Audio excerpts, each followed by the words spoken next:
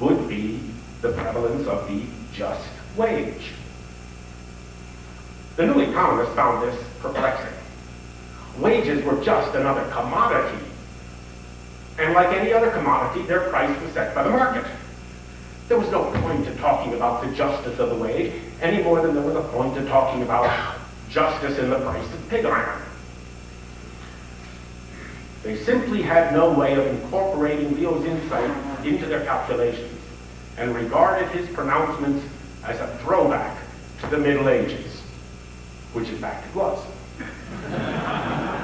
Nevertheless, every subsequent pope has reiterated and extended Leo's teaching. They have insisted that economics deals with those personal and institutional relationships that are necessary for the material provisioning of society. And since it deals with human relationships, it must be a humane science, not a physical science.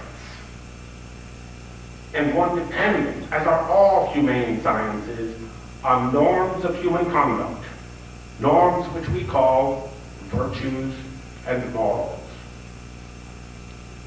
The highest of the natural virtues is justice. And in the political and economic arenas, this will mean both personal and social justice. Now comes Pope Benedict XVI with a new encyclical, Caritas in Veritate, Love in Truth, which exceeds all the other social encyclicals by insisting that proper economics is based not only on the natural virtue of justice, but on the supernatural virtue of love. Justice is, of course, a part of love. You cannot be said to love somebody and treat them unjustly. But no other encyclical has gone as far in asserting the primacy of love as a practical consideration of economics and social life. But Benedict goes even further. He insists on a principle of gratuitousness in business, on the idea of the pure gift. And he insists that this principle of grace, of gift, is a practical principle of business. At this point, many reasonable observers could conclude that the Pope is indulging a pure utopian fantasy, suitable perhaps in a world of angelic figures, but disastrous in a world of fallen men. And a businessman might be excused if he were to throw up his hands and say, I can't possibly run my business in this way, and ignore the whole thing. Yet, to ignore the Pope's claim would be a mistake not only on some abstract or spiritual level, but on the practical level as well. Or at least that's what I will attempt to show. What Benedict does is to bring us face to face with Tina Turner's great question, what's love got to do with it? The sheer scope of this encyclical is somewhat daunting. In 54 pages, the Pope tackles issues of globalization, financial speculation, outsourcing, inequality, migration, technology, patent law, ecology, and the list goes on. But perhaps the best way of getting a handle on all this is to recognize that Benedict is reviving the thought of his predecessor, Pope Paul VI, who was pontiff at the close of the Second Vatican Council. Paul wrote two highly controversial encyclicals, which between them managed to anger both the left and the right. Which, by the way, is always a good sign that you're on the right track.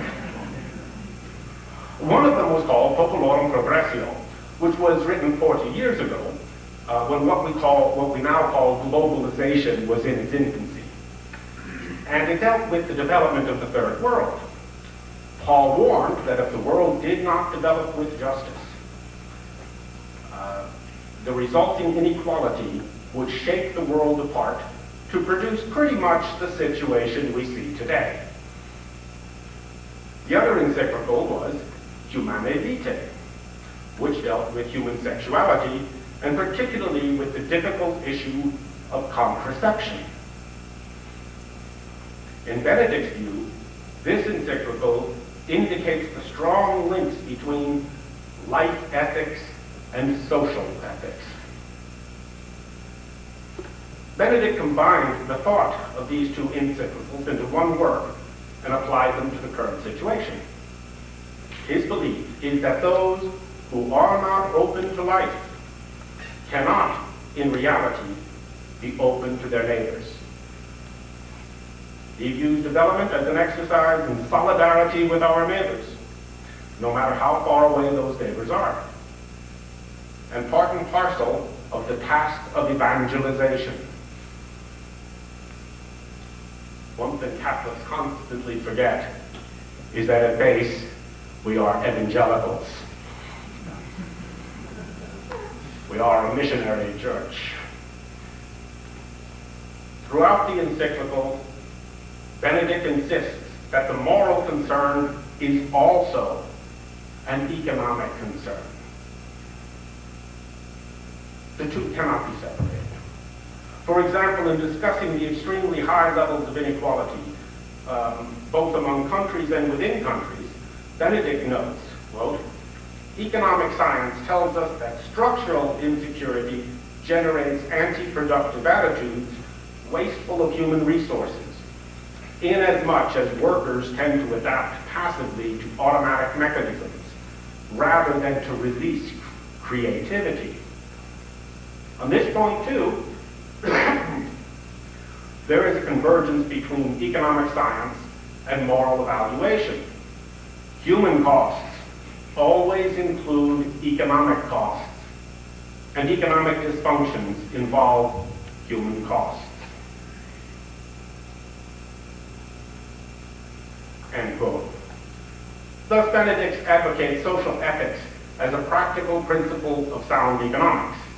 And while he deals with many issues in this way, I would like to focus on perhaps the most difficult principle, the principle of gratuitousness. Can such a principle really be part of economic science? Or must it be confined to the realm of wishful thinking?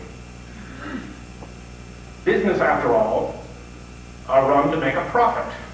With gratuitousness, that is, grace or gift, would seem to run counter to that very idea. How can you make money if you give the stuff away? How can you have a market if everything doesn't have a price? The Pope does understand the need for profit, a word he uses 14 times. But he understands profit as a means to an end, rather than an end in itself. Making a profit tells a businessman that he's running his business correctly and is correctly allocating resources. Without this, he has no real way of knowing if his business model is correct.